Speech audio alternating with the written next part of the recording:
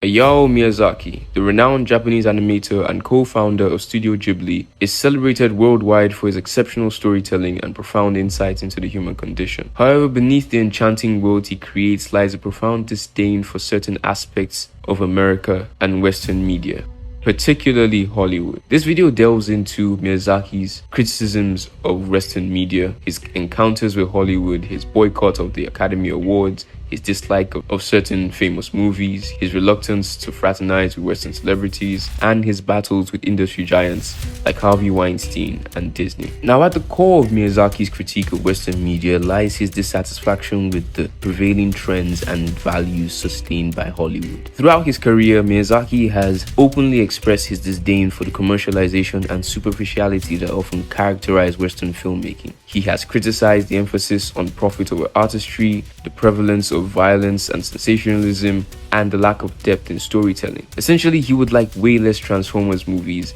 and way more Phantom Threads. What is Phantom Thread, you ask, my dear viewer? Well, that is exactly Miyazaki's problem with you. Examining Miyazaki's dissatisfaction with the industry's focus on profit over artistry, Hollywood's commercialization of filmmaking often prioritizes box office success and marketability over creative innovation and artistic merit. This emphasis on profitability can lead to the dilution of artistic vision as filmmakers are pressured to conform to mainstream tastes and trends. Like I said, somehow Michael Bay has made more movies than Paul Thomas Anderson. And I love a good Bayhem movie, don't get me wrong. But, it would be nice if as many people knew about the sublime works of even a Wes Anderson. And so Miyazaki, in contrast, values the integrity of the creative process and believes in the importance of staying true to one's artistic vision, even if it means sacrificing commercial success. His commitment to authenticity and artistic integrity has earned him the respect and admiration from audiences and critics alike. Also, Miyazaki has been critical of the prevalence of violence and sensationalism in Western media, particularly in Hollywood films. He believes that the glorification of violence desensitizes audiences and perpetuates harmful stereotypes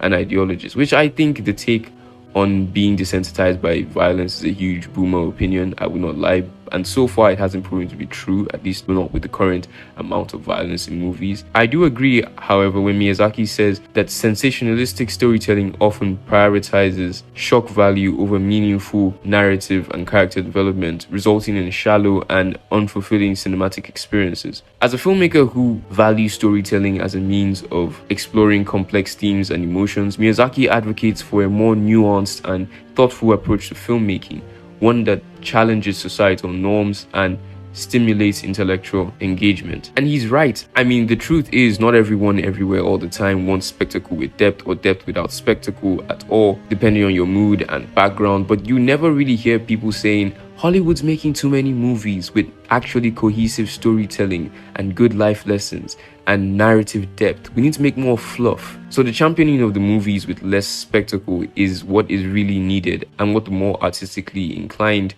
will always be drawn to. Also, if you're enjoying this video at this point, go ahead and take a look at the channel and hit the subscribe button. But maybe this will all be good if Miyazaki had great relationships with people in Hollywood and no interactions racked with frustration and disappointment. But that's kind of impossible when such a tightly principled artist had to work with the likes of Harvey Weinstein. And that's not the only problem he's had with Hollywood.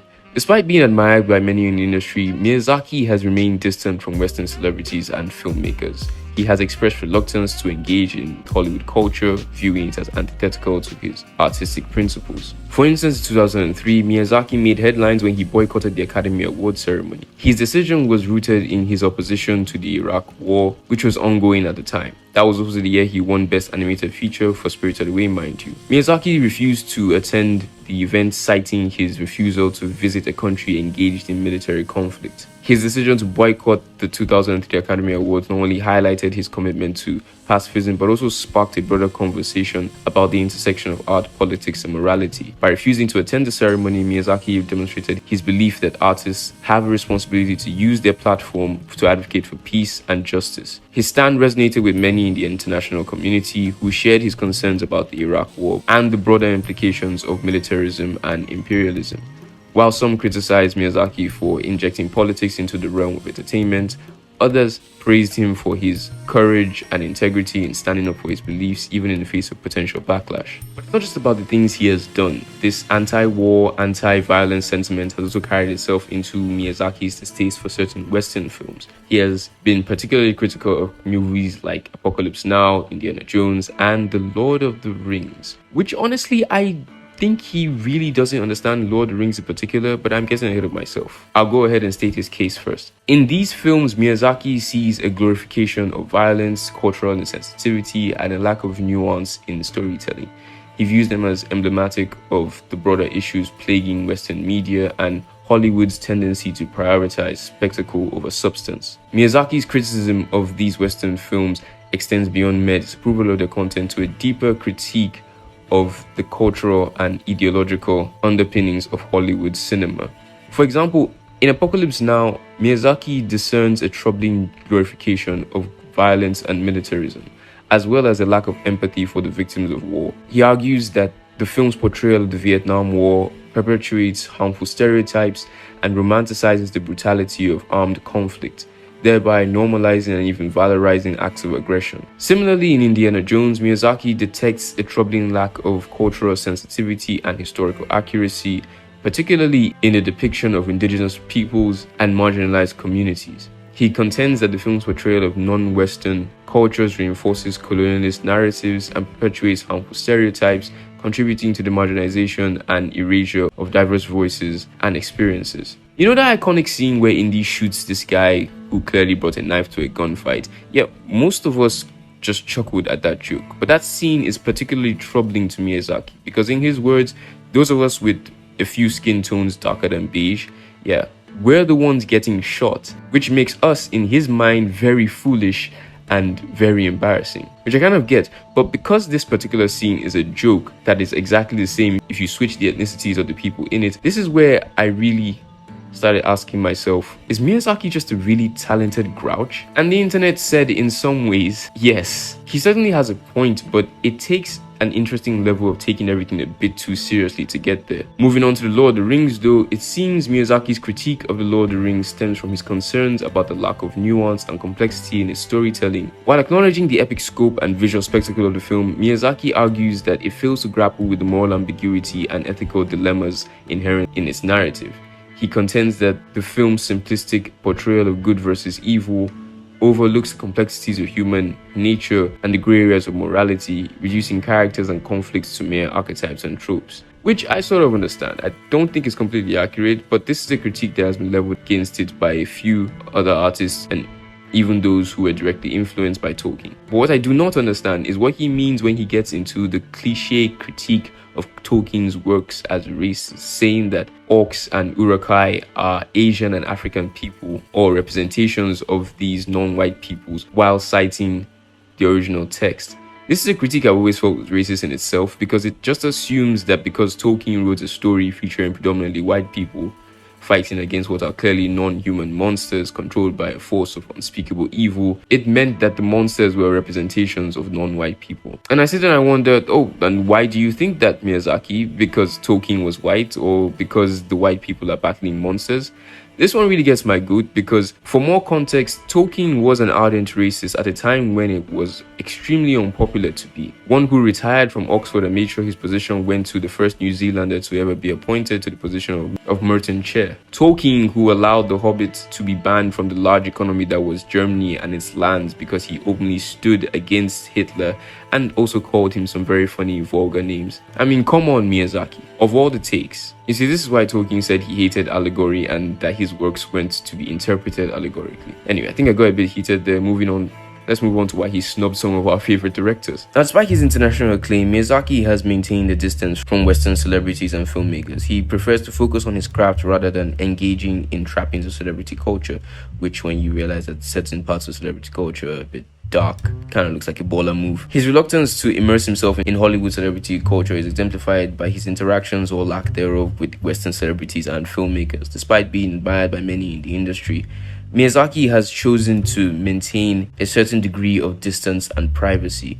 While he may occasionally engage with select individuals on professional matters, like when he met with Spielberg when he was working on Ready Player One, Miyazaki generally shies away from the social gatherings and networking events that are commonplace in Hollywood circles. His preference for solitude and introspection is evident in his dedication to the creative process, where he finds fulfillment and meaning in the act of storytelling rather than the trappings of fame and celebrity. One notable instance of Miyazaki's aversion to celebrity culture occurred during his visit to the United States in the late 1970s. Despite being invited to socialize with Hollywood elites and attend glamorous events, Miyazaki opted instead to spend his evenings exploring the city on his own, immersing himself in its culture and observing its people. And this makes sense, especially to lots of antisocial artists out there. But why he snubbed Scorsese's request to meet him, though, I guess we'll never really know. Probably something to do with Goodfellas, though. Really funny. What do you mean I'm funny? Funny how? And it's crazy that he declined that, and yet he was in business with the one, the only, Harvey. Miyazaki's battles with industry giants like Harvey Weinstein and Disney are, if nothing else, emblematic of his ongoing struggle against the commercialization of art. His contentious relationship with Weinstein stemmed from disagreements over the distribution and editing of his films. Miyazaki refused to compromise his vision, leading to tense negotiations and public confrontations. Similarly, his partnership with Disney was fraught with tension as he clashed with the studio over creative control and cultural sensitivities. But let's start with Weinstein. When Weinstein's Miramax acquired the distribution rights to Princess Mononoke for the United States market, Miyazaki staunchly resisted the studio's attempts to make alterations to the film. Weinstein, known for his hands-on approach to filmmaking, sought to edit certain scenes and dialogue to make the film more palatable to Western audiences. However, Miyazaki adamantly refused to compromise his vision, leading to heated negotiations and public disagreements between the filmmaker and the studio. Miyazaki and his producer even sent Weinstein a Japanese katana with a note attached to it that said, "No cuts." And some have said that this was a bit of a threat. Miyazaki said that it was just a way of getting him to remember their deal and that the katana was a gift. But honestly, I like the idea that Miyazaki threatened Weinstein to behave, and he actually did, because he never cut a Miyazaki movie down again. And I'm sure the king of anime likes that idea very much too. I mean, he did literally say that he defeated Weinstein on the issue of him editing Ghibli's films. Oh, and I said again because a couple of years earlier, Weinstein had gone against Miyazaki and cut down Howl's Moving Castle to make it more palatable. The irony isn't lost on me that Weinstein was once the judge of what kinds of entertainment was palatable. Similarly, Miyazaki's partnership with Disney was marked with tension and creative conflict. While Disney served as the official distributor of Studio Ghibli's films in the United States, Miyazaki clashed with the studio over issues of cultural sensitivity and creative control.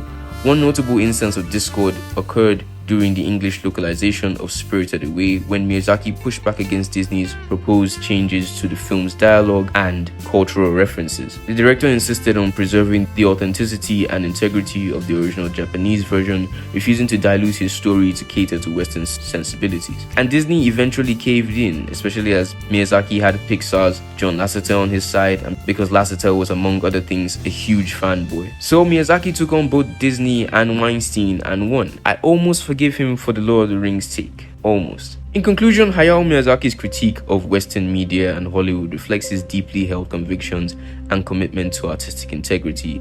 His disdain for commercialization, violence, and cultural insensitivity underscores his belief in the transformative power of storytelling. Despite facing numerous challenges and setbacks, Miyazaki remains steadfast in his dedication to creating meaningful and thought-provoking cinema. And as audiences continue to be captivated by his enchanting worlds and compelling characters, Miyazaki's legacy as a visionary filmmaker and outspoken critic of Western media is still very much assured.